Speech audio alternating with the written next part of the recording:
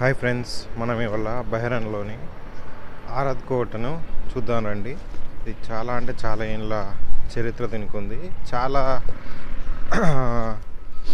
రాజులు మరియు చాలా దేశాల రాజులు దీన్ని పరిపాలించారు. ఫస్ట్ దీన్ని పరిపాలించింది పోర్చుగీస్ వారు 15వ శతాబ్దంలో. తర్వాత దానికి సంబంధించిన వాళ్ళ డెవలప్మెంట్స్ అండ్ ఇవే మొత్తం సేమ్ మనలాగే ఇక్కడ బిజినెస్ కోసం వచ్చి చేసుకున్నారు. తర్వాత పర్షియన్ వాళ్ళు 17వ శతాబ్దంలో, తర్వాత రోమన్ వాళ్ళు 17 నుంచి 18, తర్వాత లాస్ట్కి ఇక్కడ ఖలీఫా ఫ్యామిలీ వాళ్ళు 19వ శతాబ్దం నుంచి ఇప్పటి వరకు వాళ్ళే ఉన్నారు.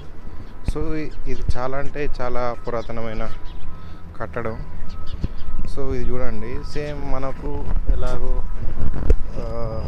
మొత్తం రాయితోనే కట్టింది. దీని కూడా చాలా ఏళ్ళ చరిత్ర ఉంది.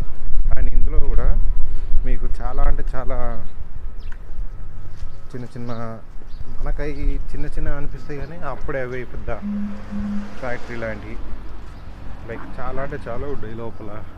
అందులో 2-3 బావులు ఉన్నాయి. అండ్ చిన్న చిన్న స్వీట్ షాపులు కానీ, నగల షాపులు,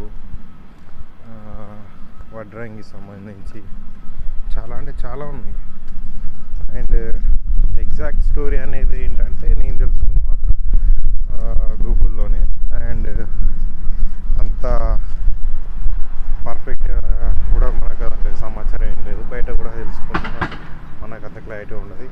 మనకు తెలిసింది చెప్పుకోవాలి. మరి తెలిసేది అన్నట్టు చెప్తే ఫోటో బొక్కలు వేసుకోకపోతారు. ఇక్కడ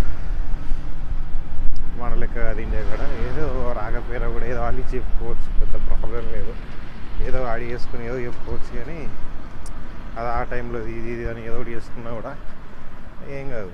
బట్ ఇది అట్లా కాదు కదా. ఎందుకంటే ఒక చరిత్ర గురించి చెప్పినప్పుడు వాళ్ళ కంట్రీకి చాలా రెస్పెక్ట్ ఇస్తారు. అండ్ వాళ్ళ చరిత్రకు కూడా చాలా రెస్పెక్ట్ ఇస్తారు.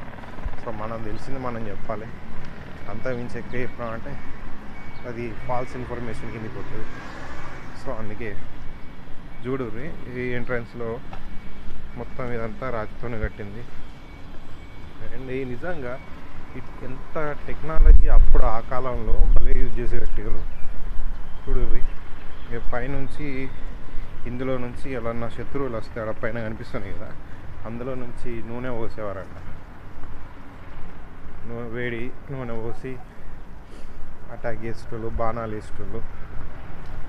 సో సేమ్ ఇది నాకు చూస్తే సేమ్ ఇండియాలో సేమ్ మన గోల్కొండ కన్నా పెద్ద ఏముండదు, చాలా చిన్నది. సేమ్ మా పక్కకు మెయిన్ అంటే ఆల్మోస్ట్ మా ఇంటికి ఒక 10 కిలోమీటర్లు కాదు, 5 కిలోమీటర్లు ఉంటుంది. అక్కడ వెలిగందల్ ఫోర్ట్ ఉంటుంది. సేమ్ అందులో కూడా సేమ్ ఉంటుంది. కొంచెం మనకి ఫిరంగులు అవి ఈర కూడా ఉన్నాయి.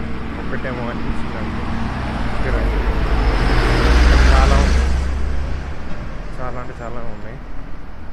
సో ఒక్కొక్క దానికి ఒక్కొక్క చరిత్ర ఉంటుంది. నాకు ఇక్కడికి వచ్చేసరికి నాకు అదే ఫీలింగ్ వచ్చింది. చూడు దీని లోపల సేమ్ లైక్ ఎలా అంటే ఇది ఏదో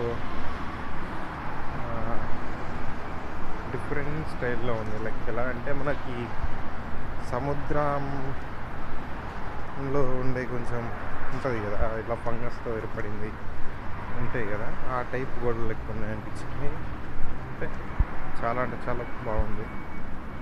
ఇది ఇక ఫారినర్స్ కూడా వచ్చారు. అయితే నాకు ఇక ఇట్లా చూపించేటప్పుడు ఇక వాళ్ళు కనిపిస్తారని వాళ్ళేమనుకోరు, వాళ్ళకి పెద్ద ప్రాబ్లం ఉండదు. బట్ ఇక్కడ ఇష్యూ అవుతుంది. బై మిస్టేక్ వాళ్ళు అరబ్బోళ్ళు అయ్యారు అనుకోని ఇది పెద్ద పెంట అవుతుంది. ఎందుకు మనకు అందుకని అంతగానో వాళ్ళు ఉన్నప్పుడు రికార్డ్ చేయలేదు. వాళ్ళు రాకుండానే వాళ్ళు వీడియోలో రాకుండా ఉన్నట్టు చేసిన. సో ఇది ఒక బావి. వాటర్ చాలా క్లియర్గా ఉన్నాయి, సూపర్ క్లియర్ ఉన్నాయి. అందులో చిన్న చేపలు కూడా ఉన్నాయి. చాలా అంటే చాలా బాగుంది. ఇక్కడ ఒకటి బయట ఒకటి ఉన్నాయి. అండ్ ఉంది. చాలా బాగా సిస్టమ్ మంచిగా ఉంది. అయినా గ్రేట్, ఇక్కడ ఎలాంటి చెత్త చెదారం లేకుండా నీట్గా చాలా అంటే చాలా బాగుంది. సో చాలా బాగా నచ్చింది. అండ్ ఇక్కడ విషయానికి వస్తే ఇది ఉంది కదా entrance fee, same like 1 dinar 100 per person, almost 300 rupees 250 rupees అనుకోండి, 300 అప్రాక్సిమేట్. అదే ఇండియాలో మా ఇంటి దగ్గర ఉండే, అంటే మా ఏరియాలో ఉండే ఎలగందల ఫోర్ట్కి వెళ్తే వాళ్ళు ఎంత ఛార్జ్ చేసేది తెలుసా? Entry fee 100 rupees. ఏమరో తీసుకోకపోయినా నువ్వు 200 400 తీసుకున్నాడు నాకు. ఎందుకురా అంటే అలవ్ లేదంట. ఎందుకు అలవ్ లేదు అవి? నీ లోకల్ అంటే లేదు అలవ్ లేదంట. 200 400 తీసుకున్నాడు అప్పుడు. ఇక్కడ నువ్వు పే చేసి పో అంతే. నువ్వు 24 గంటలు ఉంటావా, ఫోటోలు తీసుకుంటావా, వీడియోలు తీసుకుంటావా, బయోగ్రఫీ తీసుకుంటావా, ఎవ్వరేమన్నా అంత